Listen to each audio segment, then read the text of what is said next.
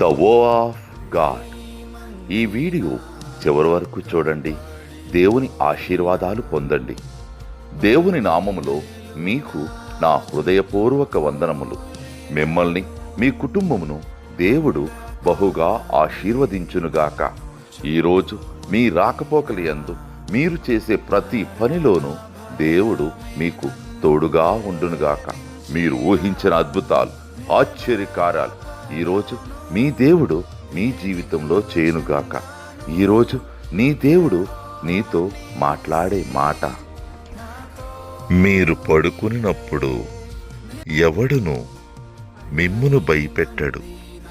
లేవికాండము 26 అధ్యాయం 6 వచనం. You lie down and no one will make you afraid. Leviticus chapter 26 verses 6.